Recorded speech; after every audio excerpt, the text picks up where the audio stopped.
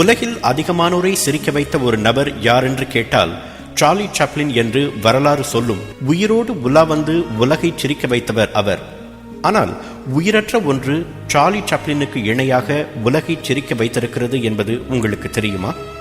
உங்களுக்கு தெரியாவிட்டாலும் உங்கள் பிள்ளைகளுக்கு நிச்சயம் தெரிந்திருக்கும்.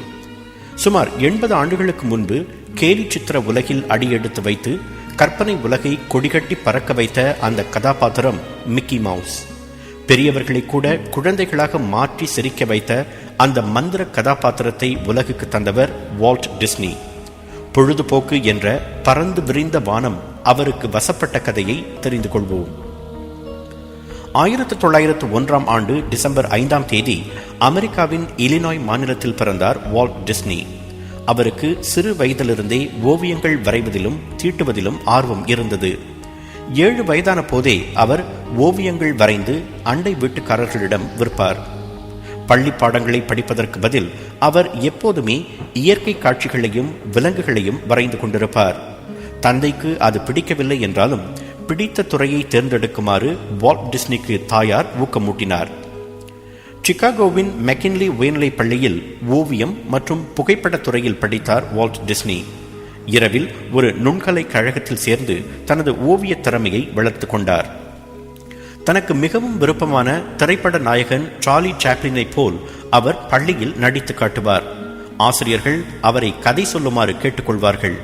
அவர் கரும்பலகையில் வரைந்து கொண்டே கதை சொல்வார். தந்தைக்கு தெரியாமல் இரவு நேரங்களில் உள்ளூர் அரங்குகளில் நகைச்சுவை நாடகங்களில் நடித்த அனுபவமும் அவருக்கு உண்டு. 1922 ஆண்டு 21 வயதான போது வால்ட் டிஸ்னி லாஃபோகிராம்ஸ் என்ற தனது முதல் நிறுவனத்தை சகோதரர் ராயுடன் தொடங்கினார். தனது மாமாவிடமிருந்து $500 கடனாக பெற்று அந்த நிறுவனத்தை ஆரம்பித்தார். கேலி சித்திர படங்களை உருவாக்குவதில் சோதனை செய்து பார்த்த அவர் ஆலிஸ் இன் கார்ட்டூன் லேண்ட் என்ற கேலி படத்தை தயாரித்தார். அது தோல்வியை தந்தது. நிறுவனமும் நொடித்து போனது. ஆனால் அந்த முதல் தோல்வி அவரை வருத்தவில்லை. மனம் தளராத வால்ட் டிஸ்னி அடுத்து ஆஸ்வால்ட் த ராபிட் என்ற புதிய கேலி சித்திரத்தை உருவாக்கினார்.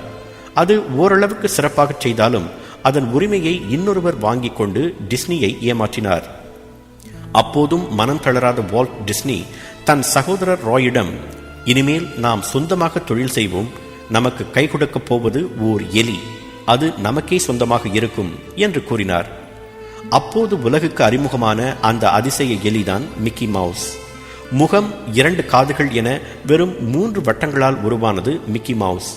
பிறந்த ஓரிரு ஆண்டுகளுக்குள்ளேயே அது உலக புகழ் பெற்றது. வால்ட் டிஸ்னியின் பக்கம் ஹாலிவுட்டின் கவனம் திரும்பியது. மிக்கிக்கு உருவம் தந்த டிஸ்னி தான் அதற்கு குரலும் கொடுத்தார். அவர் அடுத்தடுத்து தயாரித்த ஸ்டீம்போட் வில்லி, த ஸ்கெலிட்டன் டான்ஸ் போன்ற கேலி சித்திரங்களில் அந்த மிக்கி அடித்த லூட்டியையும் அதன் சேட்டைகளையும் மக்கள் இமை கொட்டாது பார்த்து ரசித்தனர். குழந்தைகள் கற்பனை வானில் சிறகடித்து பறந்தனர். பெரியவர்கள் மீண்டும் குழந்தைகளாகி தங்கள் கவலைகளை மறந்து சிரித்தனர். 1932 ஆண்டு டிஸ்னி உருவாக்கி தந்த ஃப்ளவர்ஸ் அண்ட் ட்ரீஸ் என்ற திரைப்படத்துக்கு ஆஸ்கர் விருது கிடைத்தது. மிக்கி மவுஸ் என்ற சுட்டி எலியை தந்த டிஸ்னி கேலி சித்திர உலகில் அடுத்து அறிமுகப்படுத்திய வெற்றி கதாபாத்திரம் டொனால்ட் டக் என்ற வாத்து. அந்த வாத்தும் எலியும் செய்த சேட்டைகளை எண்ணி இன்றும் கண்மூடி சிரிப்பவர்கள் ஏராளம். 1937 ஸ்னோ ஒயிட் அண்ட் த 7 டுவார்ஃப்ஸ் என்ற முழுநீள கேலி சித்திரத்தை தயாரித்து வழங்கினார் டிஸ்னி. அதற்கு அப்போது ஆன செலவு என்ன தெரியுமா? $1.5 மில்லியன்.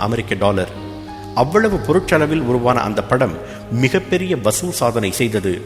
அதன் பின்னர் பினோக்கியோ, ஃபென்டேசியா, டம்போ, பாம்பி போன்ற புகழ்பெற்ற படங்களை அவர் தந்தார்.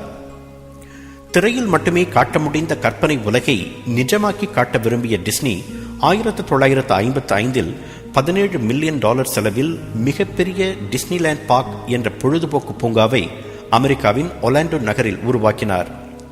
டிஸ்னிலேண்ட் பூங்கா நிச்சயம் முதல் ஆண்டிலேயே நொடித்து போகும் என்று பலர் ஆருடம் கூறினர். ஆனால் அதனை பார்க்க வந்தவர்களோ அதனை பூலோக சொர்க்கம் என்று வர்ணித்தனர். முதல் 25 ஆண்டுகளில் பல உலக தலைவர்கள் உட்பட 200 மில்லியன் பேர் அந்த அதிசய பூங்காவை கண்டு ரசித்தனர். தற்போது ஆண்டுக்கு சுமார் 15 மில்லியன் வருகையாளர்களை அது ஈர்க்கிறது. ஒவ்வொரு குழந்தையும் சென்று பார்த்து வர விரும்பும் கனவுலகம் அது. டிஸ்னி சிறுவனாக இருந்தபோது பள்ளிக்கு போகும் வழியில் ஒரு பூங்கா இருந்தது. அதில் கட்டணம் செலுத்தினால்தான் விளையாட முடியும். டிஸ்னி அப்போது ஏழ்மையில் வாடியதால் ஒரு முறை கூட அவரால் அந்த பூங்காவில் விளையாட முடியவில்லை. அந்த ஏக்கம்தான் உலகின் மிகப்பெரிய விளையாட்டு பூங்காவை உருவாக்கும் எண்ணத்தை அவருக்குள் விதைத்திருக்க வேண்டும். இன்று கேலி சித்திரம் என்றால் நம் நினைவுக்கு வரும் முதல் பெயர் மிக்கி மவுஸ். அந்த அதிசய பாத்திரம் எப்படி உருவானது? வால்ட் டிஸ்னியே ஒருமுறை அதை பற்றி கூறினார். வாழ்க்கையில் என்ன செய்ய போகிறோம் என்று தெரியாமல், ஒரு பிடிப்பு இல்லாமல், எல்லாமே இழந்த நிலையில் ஒரு முறை மன்ஹாட்டனில் இருந்து ஹாலிவுட்டிற்கு ரயிலில் பயணம் செய்து கொண்டிருந்தேன். எப்போதும் போலவே அப்போதும் நான் கற்பனை உலகத்தில் சஞ்சரித்துக் கொண்டிருந்தேன். அப்போது என் ஓவிய நோட்டு புத்தகத்தில் நான் கிறுக்கிய கதாபாத்திரம்தான் மிக்கி மவுஸ். கற்பனை என்ற சொல்லுக்கு புது அர்த்தம் கொடுத்த வால்ட் டிஸ்னி நோய்வாய்ப்பட்டு 1966 ஆண்டு டிசம்பர் 15 தமது 65வது வயதில் காலமானார். இறப்பதற்கு முதல் நாள் கூட அவர் பல புதிய எண்ணங்களை நிறைவேற்ற திட்டம் தீட்டிக் கொண்டிருந்ததாக கூறுகிறார் அவரது சகோதரர் ராய். வால்ட் டிஸ்னியின் சரித்திர வெற்றிக்கு காரணங்கள் என்ன? அவரே கூறுகிறார் இவ்வாறு: மனிதனுக்கு எட்டாத உயரம் என்று எதுவுமே கிடையாது. அதற்கு கனவை நனவாக்கும் ரகசியம் தெரிந்திருக்க வேண்டும். அந்த ரகசியம் 4 C எழுத்துக்களில் அடங்கி இருக்கிறது. Curiosity, confidence, courage and constancy. அதாவது ஆர்வம், தன்னம்பிக்கை, தைரியம், நிலைப்பாடு. இந்த 4லும் ஆக முக்கியமானது தன்னம்பிக்கைதான். நீங்கள் ஒன்றை நம்பினால் அதனை உளப்பூர்வமாக எந்த கேள்விக்கும் இடம் தராமல் நம்புங்கள்.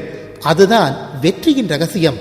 வால்ட் டிஸ்னிக்கு வெற்றியை தந்த அந்த 4 C மந்திரம் நிச்சயம் நமக்கும் பொருந்தும்.